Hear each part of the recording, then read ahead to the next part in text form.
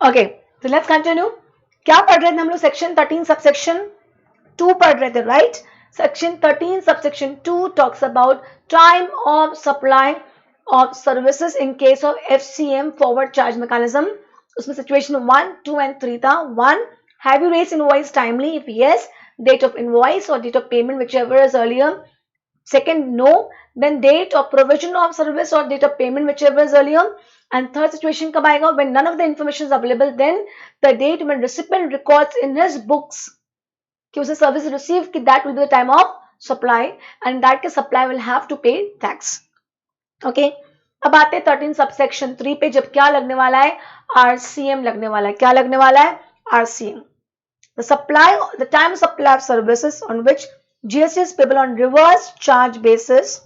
And if you remember, हमने section 9 में 9.3 and 9.4, if you remember, 9.3 list है पूरी, 9.3 लिस्ट है पूरी जिसमें RCM लगेगा, जिसमें हमने एक ही पढ़ क्या है? Directors giving services to company, the company will have to pay tax. Directors giving services to company, the company will have to pay tax. And 9.4 मैंने बताया जो अमेंडमेंट आ गया है कि notified goods URD to RD, किसकी बात चल रही है? URD to RD, 9.4 if you remember. URD to RD, अगर unregistered supplier is giving, unregistered dealer is giving services to registered dealer, in that case notified goods या notified service होना चाहिए, और recipient भी registered, जो recipient है वो भी notified होगा, तभी 9.4 लगेगा। ये याद आ रहा है? पढ़ा के रखा है, am I clear? तो क्या लिखा है? The time of supply services on which GST is payable on reverse charge except on service received from associated enterprise outside India. इसको छोड़ के 2 मिनट इसमें भी आते हैं अपन।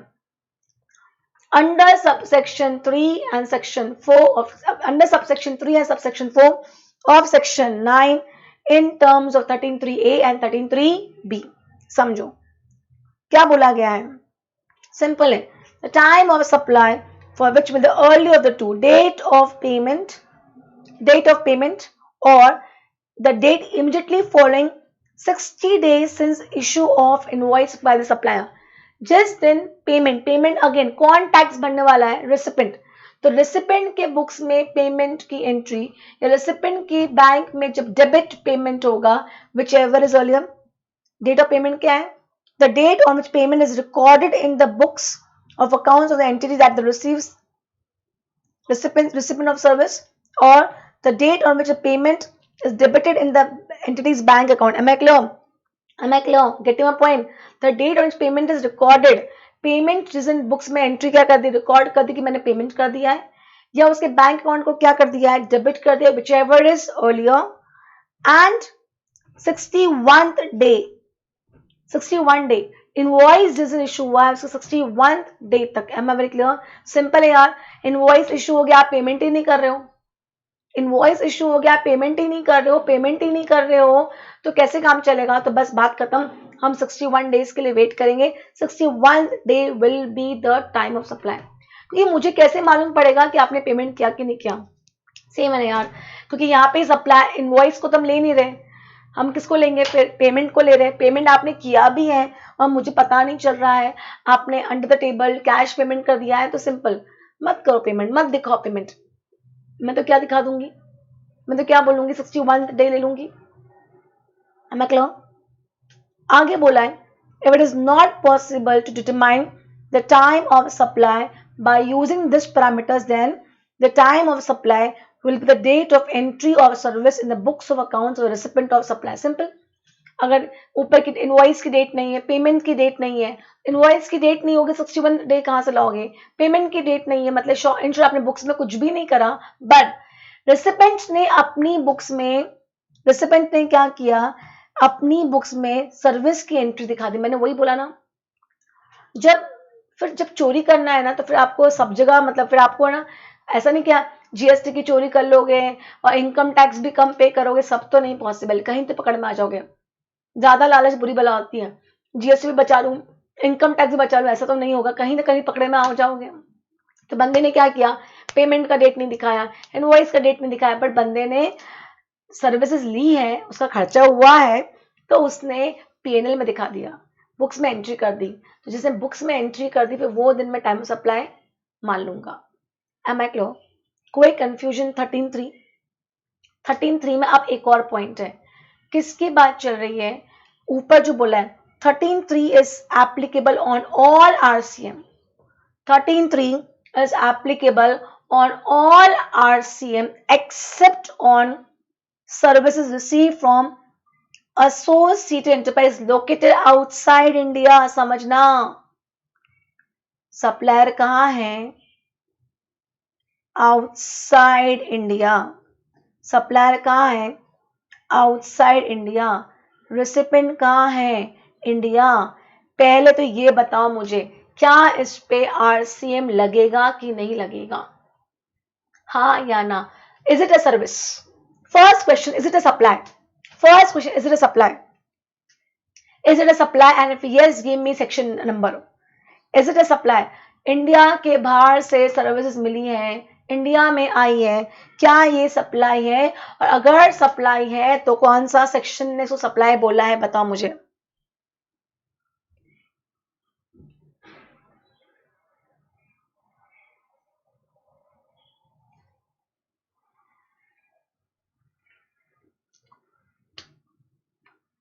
आंसर।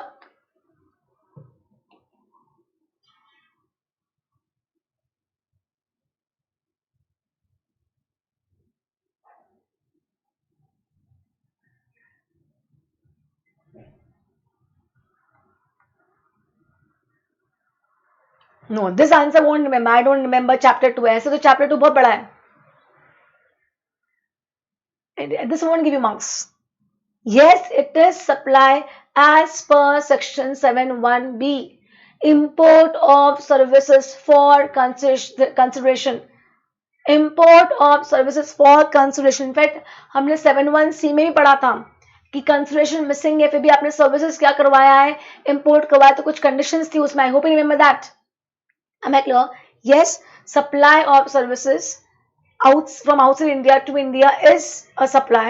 और इस पर आरसीएम इसलिए लगेगा क्योंकि जो बंदा बैठा है वो इंडिया के बाहर बैठा है। बंदा मतलब सप्लायर बैठा है वो इंडिया के बाहर बैठा है, तो उसके पास जीएसटी रजिस्ट्रेशन नंबर नहीं होगा, टैक्स कौन भरेगा? रेसिपेंट। तो आरसीएम लगने वाला है। आरसीएम लगेगा तो 12(3) लगना चाहिए। आरसीएम लगेगा तो टाइम ऑफ सप्लाई चाहिए, टाइम ऑफ सप्लाई चाहिए तो 12(3). 12(3) सब पे एप्लीकेबल होता है एक्सेप्ट व्हाट, कि बॉस जो बंदा बाहर बैठा है ना वो कौन है? एसोसिएटेड। बॉस एवरी केस में नहीं, दोनों कौन हो आप? एसोसिएटेड, रिलेटेड पार्टीज हो। You are associated enterprise and this associated enterprise की definition is as per income tax act. Income tax act में एसोसिएटेड एंटरप्राइज की डेफिनेशन देके रखी है। am I clear? अगर आप एसोसिएटेड एंटरप्राइज हो, am I clear? in that case if you are receiving services, मतलब यहाँ पे ये कब लगेगा? जब सप्लायर एंड रेसिपिएंट कौन है? एक दूसरे से एसोसिएटेड है। इस केस में क्या होगा समझना। In this case of service from an associated enterprise located outside India, the time of supply will be the date of payment or the date of entry of service in the books of accounts of the recipient, whichever is earlier। समझना क्या होता है associated के case में ना, हम लोग क्या करते रहते हैं, जब I know it is my associated, आज मैंने सर्विस ली है तो उससे सर्विस दी भी होगी। Am I clear? तो हम लोग बेसिकली क्या करते हैं, पेमेंट करे या ना करें, पेमेंट करे या ना करें, हम बुक एंट्री घुमाते रहेंगे। आज मैंने सर्विस ली, कल मैंने सर्विस दी, तो मैं क्या कर दूंगी? नॉक ऑफ कर दूंगी। तो नॉक ऑफ करना भी date of entry of service in the books of accounts of the recipient को भी मान लीजिएगा कि आपने पेमेंट कर दिया है। I hope you getting my point. क्या कहा जा रहा है? Date of payment of service, date of payment of service or date of entry of the service in the books of accounts of the recipient, whichever is early। ये तो learning हो जाएगा, इसको हम लोग वापस समझेंगे जब हम इसका क्वेश्चन करेंगे। am I clear? इसको वापस समझेंगे जब हम इसका क्वेश्चन करेंगे। We have a question on this topic, question number 9। am I clear?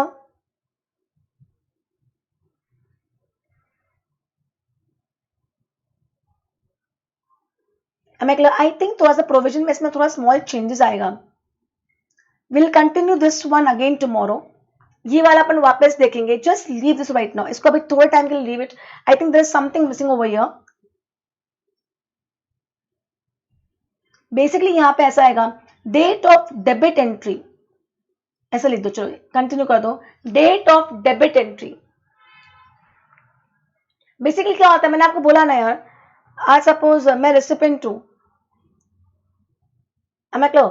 तो आज रेसिपेंट जब पेमेंट करेगा, रेसिपेंट के बुक्स में सपोज रेसिपेंट के बुक्स में सप्लायर का अकाउंट, सर्विस मिली तो मुझे पेमेंट करना है तो क्रेडिट बैलेंस होगा, और जब मैं पेमेंट करूंगी तो डेबिट बैलेंस करूंगी.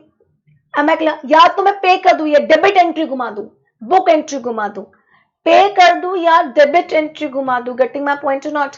पे कर दूं या debit entry. Debit entry is also equivalent to payment only, क्योंकि हम दोनों कौन है, एसोसिएटेड पार्टीज है. हम हो सकता है पैसे दे ना, हो सकता है हमसे बुक एंट्रीज घुमा दे. I hope you getting my point. Debit entry word add करो. यहाँ पे कौन सा वर्ड ऐड करो?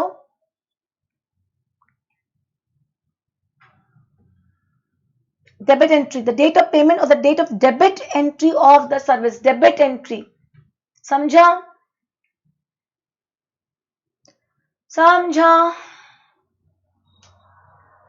कोई कंफ्यूजन है तो will again come to this in the question number 9.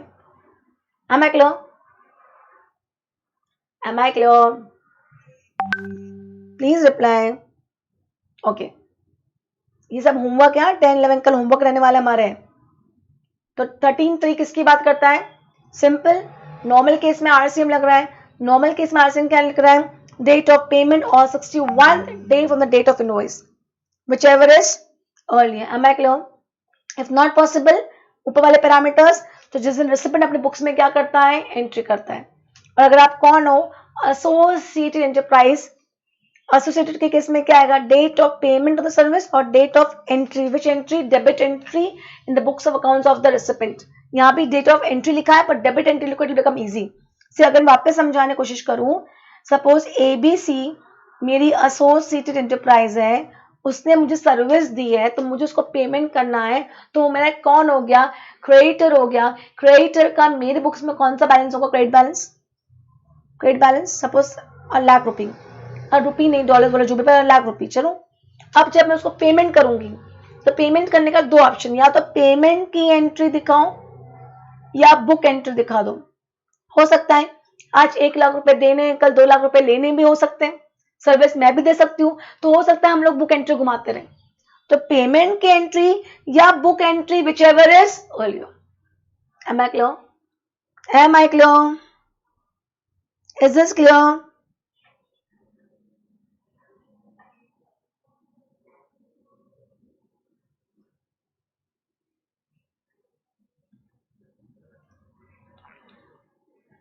(13)(3) clear हुआ? 13(4) वाउचर एग्जैक्टली सेम जो हम 12(4) में पढ़ के आए. वाउचर्स के केस में क्या बोला है? अगर वाउचर्स इशू करते वक्त आपको मालूम है कि इसके अगेंस्ट क्या सर्विसेज दोगे, तो जिस दिन आपने वाउचर क्या किया, इशू किया, that will be time of supply.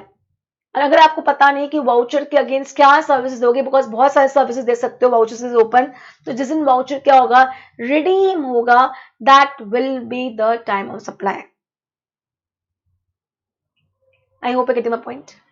Yes, समझा यहां तक? कोई प्रॉब्लम?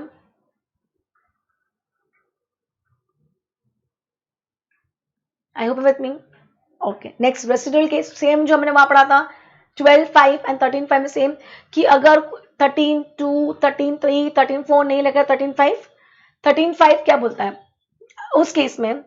अगर जिसको रिटर्न फाइल करना है तो due date of filing the return, और जिसको रिटर्न फाइल नहीं करना है actual date of payment of tax. Example देखो, यहाँ पे क्वेश्चन 12 देके रखा है, which is nothing but the question ऊपर वाले टॉपिक पे सेम है. यहाँ पे इन्वेस्टिगेशन चल रही थी, इन्वेस्टिगेशन में मुझे पता चला कि आपने चोरी की है. अब मैं ये देखूंगी कि आप रजिस्टर्ड हो कि अनरजिस्टर्ड हो.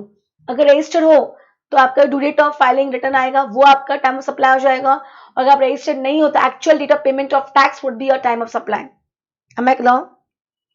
Am I clear? And last है 13(6) जो हम ऑलरेडी पढ़ के आ चुके कि इंटरेस्ट ऐड होता है, और इंटरेस्ट का टाइम ऑफ सप्लाई क्या होगा, जिस दिन इंटरेस्ट मिलेगा वो दिन टाइम ऑफ सप्लाई होगा.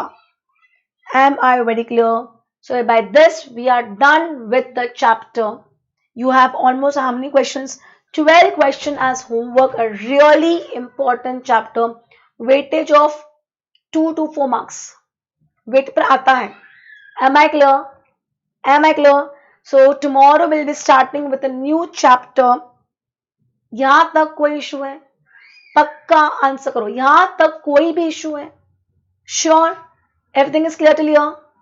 Okay, so we'll continue tomorrow. Take care. Bye-bye. Okay, some issue? Let me just take the issue. Okay, no issues. All clear. All clear. Fine. Take care. Bye-bye. All the best. Do studies. Do your studies. Okay, take care. Bye-bye.